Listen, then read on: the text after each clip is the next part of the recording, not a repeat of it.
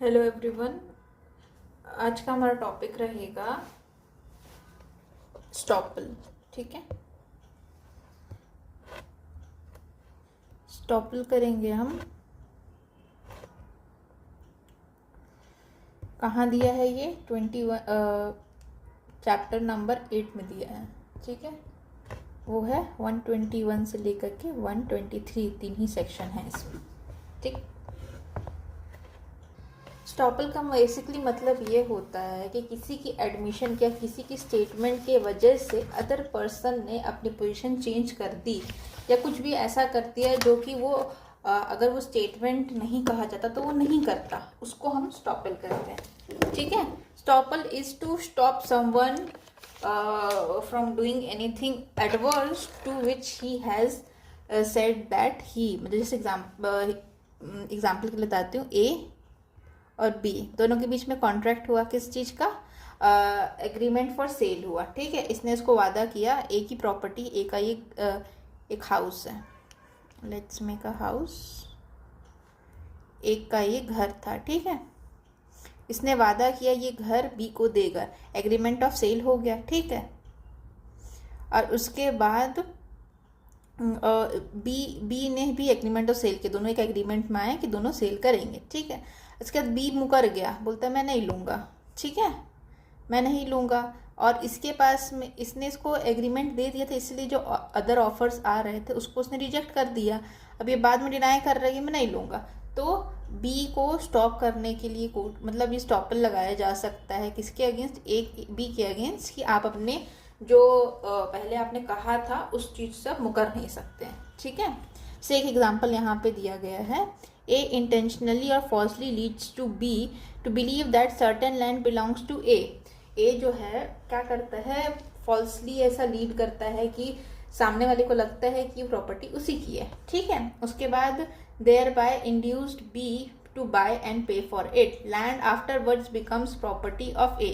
फिर जिस टाइम पे मतलब फॉल्सली लीड कर रहा था, दोनों विश्वास दिला दिया उसको कि मेरी प्रॉपर्टी है, और उसको बोला कि खरीदो करके, लेकिन उसकी नहीं थी। लेकिन इवेंचुअली अगर लैंड उसकी हो जाती है and A seeks to set aside the sale on the grounds that A चाह रहा है कि ये जो प्रॉपर्टी है वो मेरी प्रॉपर्टी नहीं है बोल करके, मतलब उस टाइम पे प्रॉपर्टी मेरी नहीं थी, जब मैंने टाइम ऑफ द सेल किया था उस टाइम पे टाइटल नहीं था उसका, लेकिन बाद में मेरा टाइटल आ गया है, ये ग्राउंड पे सेटिसाइड करना चाह रहा है। He will not be allowed to prove over his want of title. कहाँ से स्टॉप करेंगे? सेक्शन 121 में दिया गया, इसको स्टॉप कर दिया जाएगा। ठीक है, अच्छा बाकी सेक्शंस भी बड़े अच्छे दिख रहे हैं, मतलब ये आ सकता है क्वेश्चन में। तो 95 में क्या दिया है? 95 कौन सा चैप्टर का पार्ट है? तो चैप्टर का पार्ट है exclusion of oral evidence bye documentary evidence. ठीक है, 95 में क्या दिया गया था? तो एक्सक्लूजन किस चीज का? Exclusion of evidence of oral agreement. ठीक है, 130 भी इंपॉर्टेंट है, 130 और 132 साथ में पढ़ते हैं। 130 बात करता है ऑफिशियल कम्युनिकेशन के बारे में, 132 बात करता है इसके बारे में, प्रोफेशनल कम्युनिकेशन के बारे में। ठीक है, 121 तो पता है स्टॉपल के बारे में बात करता है। ठीक है, और 104 जो बर्डन ऑफ प्रूफ है इसके ऊपर रहता है, overall burden of proof prosecution के ऊपर रहता है, ये कल हमने किया है। फिर 121 में क्या दिया गया है? तो 121 में दिया है स्टॉपल। ठीक है, यहाँ पे 3 सेक्शन है, तो 121 किसके बारे में बात करता है? स्टॉपल के बारे में। ठीक, 122 किसके बारे में बात करता है? तो टेनेंट एंड लाइसेंसी के बारे में बात करता है।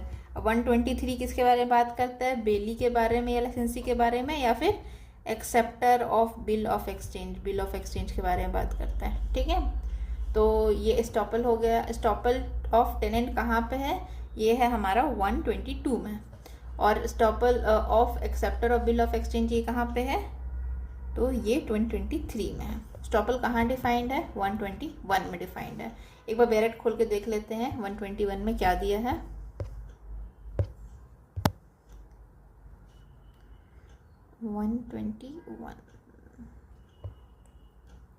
देखें, ये जो हमने फर्स्ट क्वेश्चन पढ़ा था उसी का ही इलस्ट्रेशन है। ए फॉल्सली लीड करता है कि उसकी प्रॉपर्टी बिलोंग करती है, इलस्ट्रेशन हमने कर लिया है। फिर इसके बाद देखते हैं 121 में क्या दिया, स्टॉपल दिया। स्टॉपल कहाँ से कहाँ तक है, 121 से लेके 123 तक है। और चैप्टर कौन सा है, चैप्टर नंबर 8 है। ठीक है, तो चैप्टर नंबर 7 क्या बात करता था, 7 ऑफ बर्डन ऑफ प्रूफ बात करता था। ठीक है, तो when one person by his declaration, कोई व्यक्ति अपने डिक्लेरेशन से कोई भी एक्ट या ओमिशन करता है या इंटेंशनली कॉज करता है या permit another to believe a thing to be true. ठीक है, कोई भी अपने एक्ट या ओमिशन से ऐसा करता है कि सामने वाला सोचता है कि ये चीज़ सही है, believe the thing to be true. ठीक है, फिर to act upon such belief neither he nor his representative, तो ना वो खुद ना उसको रिप्रेजेंटेटिव इससे मना कर सकते हैं। ठीक है, इन एनी सूट और proceeding between himself and such person और his representative to deny the truth. ठीक है, ना वो मना कर सकता है, ना उसको रिप्रेजेंटेटिव मना कर सकता है जिस चीज़ के लिए उसने पहला डिक्लेरेशन किया था बाय हिज एक्ट और ओमिशन, और इंटेंशनली कॉज किया था सामने वाले को बिलीव करने के लिए कोई चीज़ को। ठीक है, फिर उसके बाद नेक्स्ट है हमारा एस्टॉपल ऑफ टेनेंट एंड लाइसेंसी। ठीक, और estoppel of acceptor of bill, बेली और लाइसेंसी। ठीक है, चलिए नेक्स्ट क्वेश्चन में आते हैं। 119 में क्या दिया गया है, तो प्रिजम्पशन में प्रिज्यूम है, में कोर्ट में प्रिज्यूम क्या चीज़, सर्टेन फैक्ट्स को। ठीक है, सर्टेन ऑफेंसेस वाला भी एक तो था, सर्टेन ऑफेंसेस वाला कौन सा था, 115 नहीं सॉरी 115 सर्टेन ऑफेंसेस वाला था, सर्टेन ऑफेंसेस। ठीक है, फिर इसके बाद नेक्स्ट है 123 में क्या दिया बताइए, तो बेली या लाइसेंसी या acceptor of bill of exchange. ठीक है, 135 दिख रहा है ये, 135 क्या है, तो 135 जो है वो बात करता है witness not a party, witness not a party. ठीक, फिर promissory estoppel is execution of principle, promissory estoppel है execution of the principle which of the provision. तो स्टॉपल हमने कहाँ देखा है, तो ये 121 में हमने देखा है।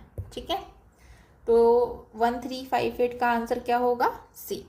60 में क्या दिया है बताइए, 60 में दिया है अबाउट, ये कौन सा चैप्टर में आएगा 60, तो ये आएगा डॉक्यूमेंट्री एविडेंस में। तो सेकेंडरी एविडेंस कब दी जा सकती, केसेस बताए गए हैं। 113 में क्या है, ओनरशिप के बारे में, ओनरशिप का प्रिजम्पशन लिया जा सकता है। 153 में क्या है बताइए, तो 153 में है नॉन कंप्लायंस के बारे में। ठीक है, नॉन कंप्लायंस। चलिए आगे बढ़ते हैं। फिर स्टॉपल कहाँ दिया है, 121 में दिया है। 123 में क्या दिया है, तो बिल ऑफ एक्सचेंज, बेली, लाइसेंसी। 124 में क्या दिया बताइए, तो कॉम्पिटेंट विटनेस के बारे में बात करता है। और 119 में क्या है, सर्टेन फैक्ट्स है। और इसमें एक और सेक्शन याद रखना है, 19 का बी याद करना है, ये अकम्पलिस के बारे में बात करता है। ठीक है, अकम्पलिस होता है वो अनवर्दी होता है। फिर नेक्स्ट है हमारा प्रिंसिपल ऑफ स्टॉपल, कहाँ दिया है, तो 121 में दिया। 119 हमने पढ़ा, क्या दिया है इसमें, सर्टेन फैक्ट्स के बारे में कोर्ट प्रिज्यूम कर सकती है। 120 में रेप वाले केसेस में अगर कोई वुमेन बोल रही कि उसकी कंसेंट नहीं थी, तो उसकी कंसेंट नहीं थी, बात खत्म। इसके बाद है 121 में स्टॉपल दिया है, ख़त्म। फिर 116 में क्या दिया है, तो ये लेजिटिमेसी के बारे में, लेजिटिमेसी। 124 बताइए, 124 कॉम्पिटेंट विटनेस के बारे में बात करते हैं। और 126 क्या है, हस्बैंड वाइफ के कम्युनिकेशन के बारे में बात करता है। ठीक है, फिर नेक्स्ट है under which section of evidence a tenant of immovable property is stop from denying the title of the landlord. Tenant जो है किसी भी इमूवल प्रॉपर्टी का, वो जो है वो लैंडलॉर्ड के टाइटल को कभी डिनाई नहीं कर सकता। ठीक है, तो टेनेंट लैंडलॉर्ड वाला हमने कहाँ पढ़ा था, तो 122 में पढ़ा था। ठीक है, 121 में हमने स्टॉपल पढ़ा था। 123 में क्या पढ़ा था, बिल ऑफ एक्सचेंज पढ़ेंगे, और एक और क्या है, लाइसेंसी एंड बेली। ठीक है, नेक्स्ट में आते हैं, कहाँ दिया है स्टॉपल, चैप्टर नंबर 8 में दिया है। ठीक है, दिया है, कहाँ से कहाँ तक दिया, तो 121 से लेकर के 123 तक दिया। ठीक है, अच्छा 124 और 126 क्या बात करते हैं, कॉम्पिटेंट विटनेस के बारे में बात करते हैं। एक कॉम्पिटेंट विटनेस है, दूसरा है डम विटनेस, और तीसरा है 124 कॉम्पिटेंट विटनेस है, 125 है डम विटनेस, 126 है हस्बैंड्स एंड वाइफ के बीच पे कम्युनिकेशन। ठीक है, 113 से लेके 118 तो वही हमारा बर्डन ऑफ प्रूफ वाला है।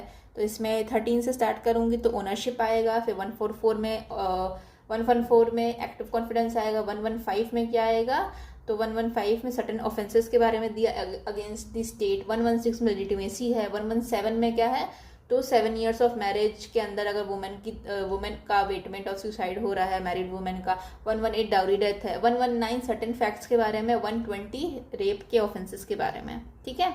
110 112 क्या है, तो 110 में हमने क्या पढ़ा था, 110 में पढ़ा था 30 साल की जो व्यक्ति जो 30 साल क्या था, 30 साल में अगर उसको सुना नहीं गया है तो ये माना, सॉरी, कोई व्यक्ति 30 साल में अलाइव था तो ये माना जाएगा वो अलाइव चल ही रहा है। और 111 में मतलब 111 में क्या दिया गया था, तो वो दिया गया था अबाउट 7 years तक कोई व्यक्ति अगर किसी को सुना नहीं गया है तो वो डेड माना जाएगा। और 112 क्या था, तो 112 था रिलेशनशिप के बारे में। 12 साल की उम्र में रिलेशनशिप करने लगे लोग आजकल।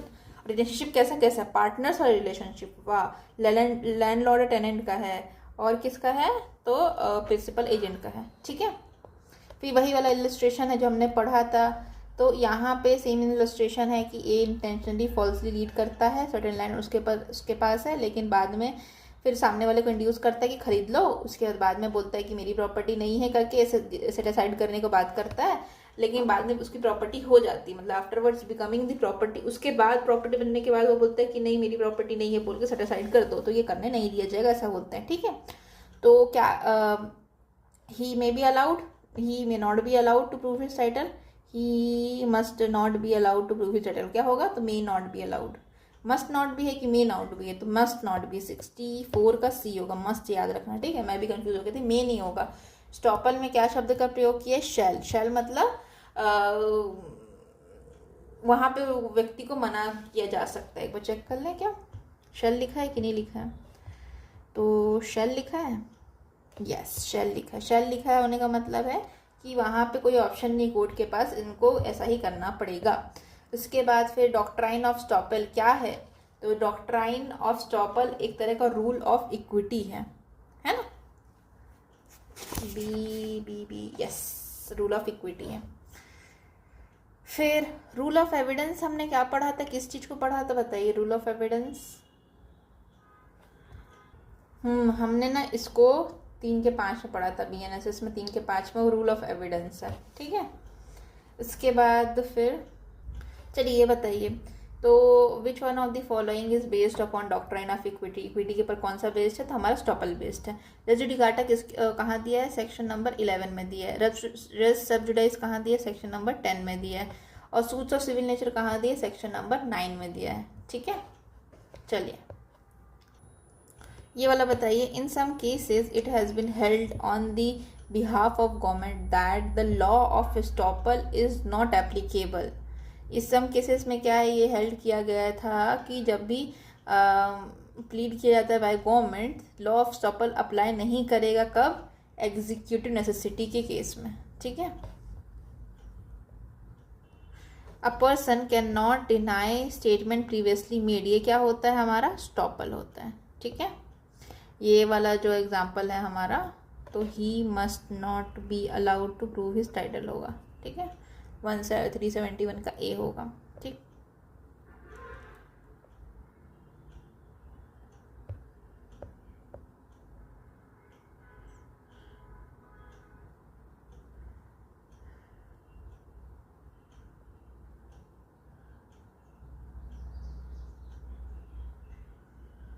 स्टॉपल का मतलब क्या होता है, prohibiting from proving certain facts, कुछ फैक्ट्स को प्रूव करने से रोकना स्टॉपल होता है, ठीक है।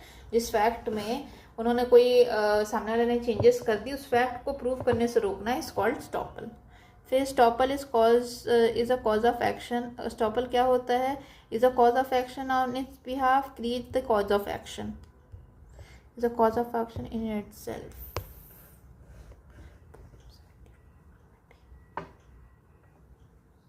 तो ये वाला पता नहीं क्या है, चलिए आगे बढ़ते हैं। चलिए ये बताइए, कौन सा चीज़ नहीं दिया है 121 में, ठीक है, while dealing with the applying of the principle of estoppel. तो एक्ट दिया है, ओमिशन दिया, डिक्लेरेशन दिया, कंडक्ट नहीं दिया है, ठीक है।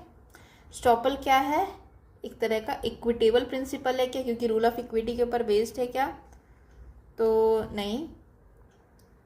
इज एक इक्विटेबल प्रिंसिपल नहीं, कॉमन लॉ प्रिंसिपल नहीं, a principle evolve by judicial proceeding नहीं, कोडिफाइड है। याद रखिएगा स्टॉपल कोडिफाइड है, भले वो इक्विटेबल प्रिंसिपल में आता है लेकिन वो क्या बोलते हैं वही आंसर नहीं होगा। रीड करिएगा तो आपको सबसे ज़्यादा, हमेशा जब भी आंसर करिएगा ना ध्यान रखिएगा कि सबसे ज़्यादा जो अप्रोप्रिएट रहेगा उसको चूज़ करना है, ठीक है।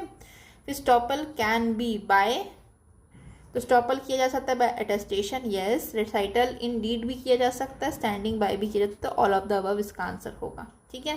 The principle which precludes a person from denying some fact previously made, तो क्या होता है हमारा स्टॉपल होता है, ठीक। एडमिशन कहाँ दिया है, 15 से लेकर के देखा जाए तो 21 तक दिया है और 25 भी होता है एडमिशन। कन्फेशन क्या होता है, 22 से लेकर के 22, 23, 24, ये है कन्फेशन का सेक्शन। रेस्ट सब जुडाइज कहाँ दिए, सेक्शन नंबर 10 में, सॉरी 110 में, 10 में दिए कहाँ, CPC, ठीक है। फिर डॉक्ट्राइन ऑफ स्टॉपल का मतलब क्या होता है, तो restriction to make statement contrary to earlier made, तो 79 का आंसर क्या होगा, बी। चलिए फिर वही वाला एग्जाम्पल आ गया, तो इसमें क्या होगा, he can not be allowed to prove the want of his title, B होगा इसका आंसर, ठीक। Which of the following is not a kind of estoppel, Indian evidence act में कोई काइंड ऑफ स्टॉपल नहीं है, बताइए। ये वाला सवाल बताइए, तो यहाँ पे कौन सा काइंड नहीं है, किसका, स्टॉपल का। तो स्टॉपल बाय विल नहीं किया जा सकता है, ठीक है। कौन सा एसेंशियल एलिमेंट नहीं है हमारा स्टॉपल 121 में, there must be representation by person and another, ठीक है। फिर इसके बाद रिप्रेजेंटेशन राइटिंग होना चाहिए, ऐसा तो कुछ नहीं, ओरल, राइटिंग, डिक्लेरेशन, एनीथिंग तरीके से भी हो सकता है। The other person must have acted upon such representation upon taking its to be true, मतलब सामने वाले ने इसको सही मान करके उसमें एक्ट अपॉन कर दिया, ठीक है। फिर the other person should have suffered some prejudice, detriment and disadvantage by acting upon by such reason और सच रिप्रेजेंटेशन, ठीक है। तो यहाँ पे गलत आंसर यही होगा, ठीक है। इसके बाद आगे बढ़ते हैं, कौन सा स्टेटमेंट सही है, तो कॉन्ट्रैक्ट बाय इन्फेंट पे अप्लाई करेगा ये, तो ये तो हमने नहीं पढ़ा है। पर्दनेशी एग्जेम्प्टेड है, ऐसा कुछ नहीं पढ़ा। थर्ड वाला सही लग रहा है, a representation made by, representation made by, कौन बना रहा है, representation made by by agent is effectual for the purpose of estoppel as if it was done by the principal, ठीक है। चलिए फिर आगे बढ़ते हैं, 122 में क्या दिया गया है, तो 122 में अप्लाई करता है किसके ऊपर, तो ये इमूवेबल प्रॉपर्टी है, ठीक है। 84 का आंसर क्या होगा, बी होगा क्या, यस। क्योंकि यहाँ पे अपने लैंडलॉर्ड और टेनेंट के बारे में बात करें, लैंडलॉर्ड एंड टेनेंट के बारे में बात करें, तो प्रॉपर्टी कैसी होगी, लैंडलॉर्ड टेनेंट रहते हैं, तो टेनेंट रहता है लैंडलॉर्ड की प्रॉपर्टी में, और टेनेंट जो है वो टाइटल को डिनाई नहीं कर सकता, किसका, लैंडलॉर्ड का। तो ये दिया गया है बी में, a tenant of immovable property can deny title of landlord, can deny title of the landlord of immovable property after tenant vacant is over, नहीं, the landlord is not actual owner if the landlord has trespassed into the property and his title is defective। इसका answer है कि जब tenant property छोड़ देगा उसके बाद जो है वो टेनेंट है वो डिनाई कर सकता है किसका, लैंडलॉर्ड के टाइटल को डिनाई कर सकता है। बाद में जब वो जो प्रॉपर्टी है उसको वेकेट कर देता है टेनेंट, उसके बाद लैंडलॉर्ड के टाइटल को चैलेंज किया जा सकता है। 122 में क्या दिया है, तो 122 tenant is stopped by denying किस चीज़ को, this title to the property of actual owner, title to the property of the landlord, किसको डिनाई नहीं कर सकता, तो 86 के अकॉर्डिंग लैंडलॉर्ड की जो टाइटल को डिनाई नहीं किया जा सकता। एक बार रीड कर लेते हैं, क्योंकि चलिए इसको रीड करते हैं। तो इसमें क्या दिया गया है कि tenant estoppel of tenant of licensee of the person in possession, ठीक है। तो no tenant of immovable property या फिर person claiming through a tenant, ना टेनेंट ना उसके कोई व्यक्ति जो उससे क्लेम कर रहे हैं, during the continuation of such tenancy, जब तक चल रही है या फिर उसके बाद में परमिट नहीं किया जाएगा क्या, उसको लैंडलॉर्ड का टाइटल को डिनाई करने के लिए at the beginning that such tenant has the landlord of such tenant had at the beginning of tenancy and title to such immovable property. ठीक है, तो उसको मना नहीं किया जा, मतलब वो मना नहीं कर सकता किसके, टाइटल को लैंडलॉर्ड के. सेम एज दैट लाइसेंसी के ऊपर अप्लाई करते. No person who came upon any immovable property, किसी प्रॉपर्टी में कोई व्यक्ति आया है, ठीक है, by licence of the person in possession, किसी और व्यक्ति के लाइसेंस से आया है, तो वो उसके व्यक्ति के पास टाइटल नहीं था लाइसेंस पजेस करने का, ये डिनाई नहीं कर सकता. ठीक है, तो बस यही बात कह रहा है. तो जो title this title to the property of actual ownership गलत है, title of the property of the landlord सही है. ठीक है, उसके बाद आगे आते हैं क्या सही है, which statement is correct. Estoppel is a rule of evidence. Estoppel from the record constitute bar to jurisdiction नहीं, rule of evidence भी गलत है. फिर there can be estoppel on the point of law नहीं, ये सही है. There cannot be estoppel when the truth of matter is known to both party, दोनों पार्टीज को पता है ट्रूथ के बारे में, तो वो estoppel नहीं लगाया जा सकता है. फिर डॉक्ट्राइन ऑफ स्टॉपल किस पे काम करता है, तो डॉक्ट्राइन ऑफ स्टॉपल काम करता है खाली सिविल केसेस में, याद रखिएगा. स्टॉपल क्या है, एक तरह का रूल ऑफ इक्विटी है, बट ये कोडिफाइड है, याद रखें. इक्विटेबल लॉ नहीं है, कोडिफाइड लॉ है. ठीक है, फिर एक्म्प्लिस कौन सा व्यक्ति होता है, एक्म्प्लिस जो व्यक्ति होता है जो कि पार्टिसिपेट करता है commission of the crime and with the charge accuse, वही होता है कौन, हमारा अकम्प्लिस होता है. ये कहाँ दिया गया, 138 में एक जगह मेंशन है और एक 119 के बी में मेंशन है. ठीक, फिर डॉक्ट्राइन ऑफ स्टॉपल क्या है, रूल ऑफ इक्विटी है.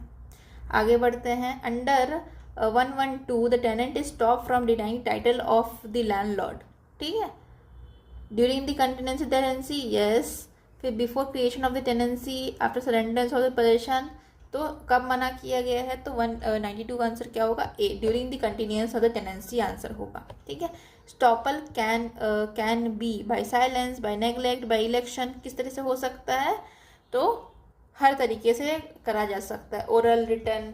ठीक है, लेकिन कंडक्ट नहीं था, कंडक्ट से नहीं हो सकता है.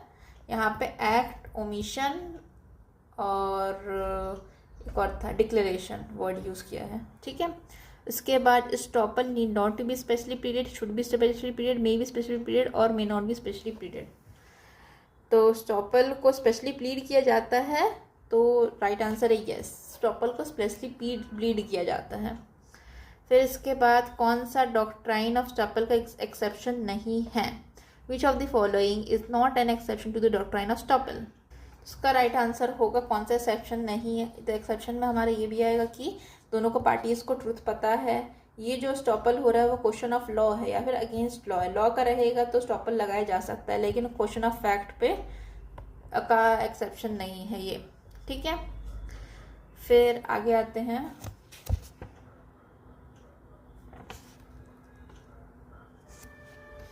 Mr. X managed to get admission in MBBS course under the false caste certificate. Took 3 years long in verifying it. Ultimately cancelled the admission. तो can Stoppel work against the university? तो answer होगा no, because student ने fraud किया है, तो ये उसका estoppel का डिफेंस नहीं ले सकते. ठीक है, during the continuance of immovable property the person in possession is stop from denying the title of such immovable property. ठीक है, the person who put him to such if, यहाँ पे बेसिकली सवाल थोड़ा सा टेढ़ा मेढ़ा है, पढ़ने में दिक्कत होती है.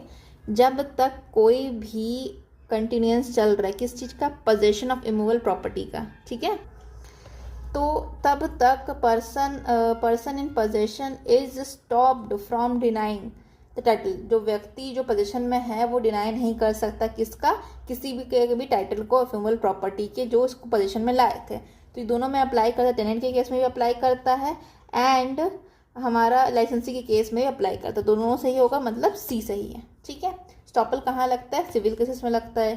फिर एडमिशन नॉट कंक्लूसिव, ठीक है, but may operate as an estoppel, कहाँ दिया है? ये सेक्शन 25 की भाषा है ये, ठीक है। फिर रूल ऑफ स्टॉपल इज कहाँ दिया गया है? तो ये हमारा एविडेंस एक्ट में दिया है। आगे बढ़ते हैं। फिर Indian evidence act, an accused inform his lawyer that he has committed the offence, wish to defend him in this case, क्या हो सकता है? ये स्टॉपल का नहीं है, ये प्रिविलेज कम्युनिकेशन के ऊपर है। तो यहाँ पे अगर कोई भी व्यक्ति है जो जाकर के बताता है अपने लॉयर को मैंने ऑफेंस कर दिया, मेरे को बचा लो करके, तो उस पर क्या होगा? तो लॉयर को कंपेल नहीं किया जा सकता है क्या चीज़ करने, डिस्क्लोज करने के लिए जो भी कम्युनिकेशन उसके बीच में हुई है, ठीक है। तो ये सी आंसर होगा इसका। आगे बढ़ते हैं। मैच द फॉलोइंग करने की कोशिश करते हैं। एक्सपर्ट विटनेस कहाँ दिया गया है? 39 में दिया है। एक्सपर्ट ओपिनियन ऑफ एक्सपर्ट है, ठीक है। फिर हॉस्टाइल विटनेस कहाँ दिया? हॉस्टाइल डम विटनेस कहाँ दिया? तो 125 में दिया है, ठीक है। फिर इसके बाद है 157 में क्या दिया है? तो ये हॉस्टाइल विटनेस दिया है, ठीक है। और 125 में दिया डम विटनेस। चाइल्ड विटनेस 124 में है, ठीक है। तो एक बार कोशिश करते हैं लिखने की। तो चाइल्ड विटनेस कहाँ दिया गया है? तो चाइल्ड विटनेस दिया गया 124 में, कॉम्पिटेंट विटनेस वाले लिस्ट में। डम विटनेस कहाँ दिया गया? 125 में, ठीक है। फिर हॉस्टाइल विटनेस कहाँ दिया? 147 था कि 157 था? 157 था, है ना। फिर एक्सपर्ट विटनेस कहाँ दिया? 39 में दिया गया। चलिए आगे बढ़ते हैं।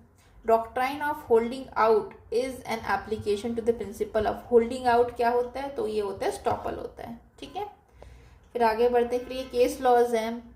तो in which of the following cases the Supreme Court raise the doubt regarding, किस चीज़ की regarding? The document of equitable estoppel. तो कौन से केस में किया गया था? तो ये किया गया था in the case of Mannappa and Chandrama, ठीक है। इसका आंसर यही होगा। फिर इसके बाद पिकर्ट्स वर्सेस सीयर्स का केस किसका है? तो ये हमारा स्टॉपल का केस है, याद रखिएगा, बहुत इंपॉर्टेंट है, ठीक है।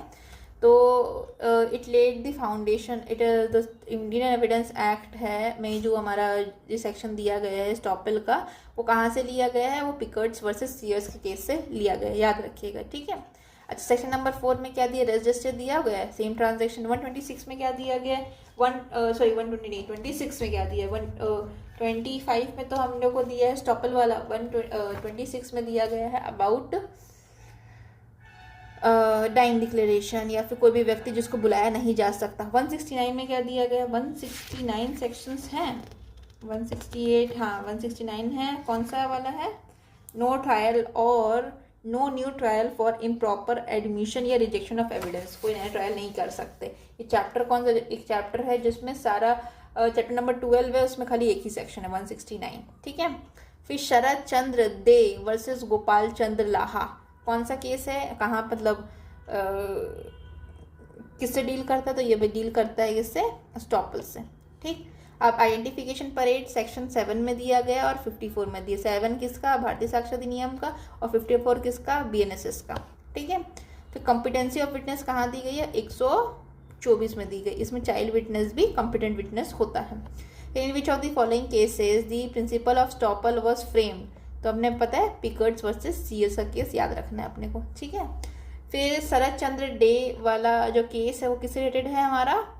तो वो स्टॉपल से रिलेटेड है। स्टॉपल कहाँ दिए? 121 में। 4 में क्या दिए बताइए? 4 में दिया है रेस जस्टे।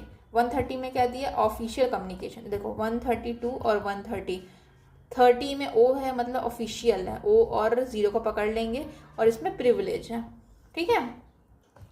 39 में क्या दिया? ओपिनियन ऑफ एक्सपर्ट दिया है। फिर which is not a case of estoppel, तो स्टॉपल में शरद चंद्र हमने पढ़ा था, पिकर्ट्स वर्सेस सीयर्स पढ़ा था, ठीक है। लेकिन पलविंदर कौर हमने पढ़ा था कन्फेशन में और डाइंग डिक्लेरेशन में, तो ये होगा इसका राइट आंसर, ठीक है। फिर आगे है, ये लास्ट क्वेश्चन है हमारा। Which of the following relates to the estoppel? Mohori versus Dharmodas Ghose हमने कॉन्ट्रैक्ट में पढ़ा था, और फिर ये हमारा right answer Pickard versus Sears हमने याद किया था, ठीक है। तो डन हो गया। फिर अब कल की टॉपिक हमारी विटनेस रहेगी। दो टॉपिक मेजरली बचे हैं, विटनेसेस, ठीक है, और एग्जामिनेशन ऑफ विटनेस एग्जामिनेशन। ये चैप्टर कौन सा है? चैप्टर नंबर 9 है, विटनेसेस वाला, 124 से लेके 139, और ये है 140 से लेके 168। ठीक है, एग्जामिनेशन कौन सा चैप्टर? चैप्टर नंबर 10 है। 2 चैप्टर्स बचे हैं, फिर ये सब्जेक्ट कंप्लीट हो जाएगा। ठीक है, थैंक यू सो मच।